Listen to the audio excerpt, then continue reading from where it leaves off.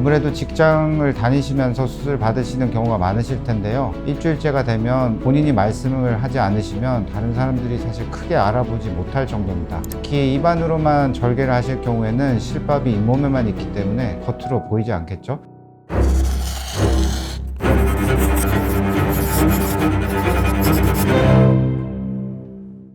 안녕하세요. 일치성형외과 원장 문영석입니다. 이번에는 마녀턱 수술 전후 고객분들이 많이 궁금해 하시는 사항에 대해 정리해 보겠습니다. 마녀턱 때문에 고민이 많으신 분들도 수술이 무섭고 아플까봐 걱정을 많이 하시는데요. 기본적으로 마녀턱 수술은 수술 후 통증이 심한 수술이 아닙니다. 저는 환자분들께 설명을 드릴 때 치과 치료와 비슷하다고 설명드리거든요. 비교적 간단한 수술이라서 국소 마취나 수면 마취로 충분히 가능하고요. 예전에는 제가 국소 마취로 많이 진행을 했는데 환자분들이 아픈 거보다는 수술 시에 소리 나는 거 이런 거가 너무 무섭다고 하셔서 요즘은 수면 마취로 진행을 해드리는 편입니다. 대신에 수면 마취를 하시는 경우에는 마취약으로 속이 수술하고 나서 좀 울렁거리실 수가 있어서 수술 전에 한 6시간 정도는 금식을 해주셔야 합니다. 수술 후 통증 경우에도 심한 편은 아니고요. 먹는 약으로 충분히 조절 가능하고 한 2-3일만 지나셔도 크게 아프지 않습니다. 아무래도 직장을 다니시면서 수술 받으시는 경우가 많으실 텐데요. 가장 걱정되시는 부분이 붓기나 회복 기간 때문에 얼만큼 휴가를 내냐 이런 거가 문제이실 겁니다. 다행히 마녀턱 수술의 붓기는 심하지 않고요. 보통 한 2-3일째만 입술이 약간 붓는 정도고 일주일째가 되면 본인이 말씀을 하지 않으시면 다른 사람들이 사실 크게 알아보지 못할 정도입니다. 특히 입안으로만 절개를 하실 경우에는 실밥이 잇몸에만 있기 때문에 겉으로 보이지 않겠죠. 그래서 짧게는 2-3일만 여유가 있으시면 일상생활에 크게 무리가 되지 않고 수술을 받으실 수 있습니다. 일반적으로 일주일째 오셔서 수술 부위에 문제가 없는지 확인한 다음에 보통 턱 밑에 테이프가 있는데 그것을 제거하게 되고요. 간혹 이제 턱 밑으로 절개를 하신 경우는 일주일째 실밥을 제거하고 있습니다. 입안으로 절개한 실밥은 보통 녹는 실로 봉합하기 때문에 안 뽑아도 시간이 지나면 저절로 떨어져 나오지만 그 기다리시는 동안에 음식물이 많이 끼어서 위생적으로 불편하실 수 있기 때문에 2주째 오셔서 실밥 제거를 하시는 것을 추천드리고 있습니다. 모든 수술의 경과가 그렇듯이 수술하고 한 달, 3개월, 6개월까지 경과를 보게 됩니다.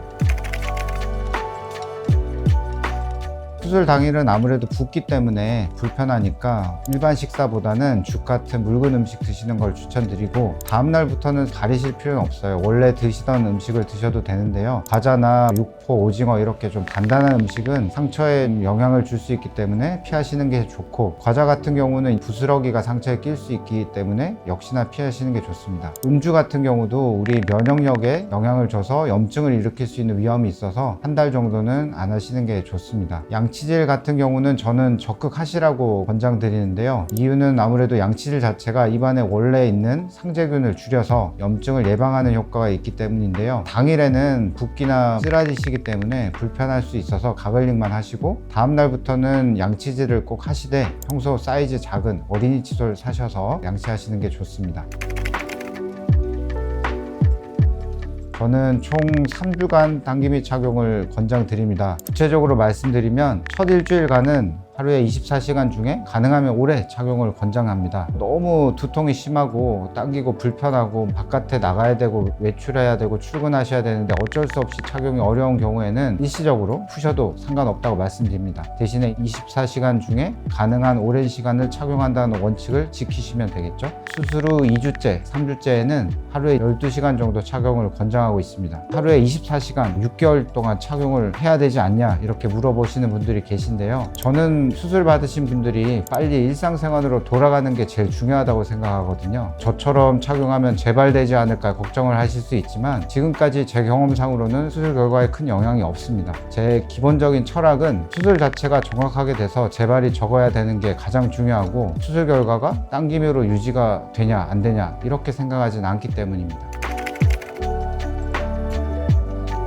직접 저를 찾아오시는 고객분들은 정말 잘 아실 텐데 제가 정말 강조드리는 부분이 금년입니다. 왜냐하면 기존에 실패한 경험이 있어서 때문인데, 마녀턱 증상이 있으신 분들은 대부분 잇몸 흉터가 심하고 대개는 한 2회 이상 절개하신 분들이 많습니다. 이런 분들은 그 흉터 부위에 혈액순환이 매우 안 좋은데 흡연을 하시게 되면 이 상처 회복에 아주 치명적인 위협이 될 수 있습니다. 전자담배 포함 모든 종류의 흡연은 절대 하셔서는 안 됩니다. 만일 흡연으로 상처가 만일에 문제가 생겼을 때는 이를 교정하기가 상당히 어렵기 때문입니다.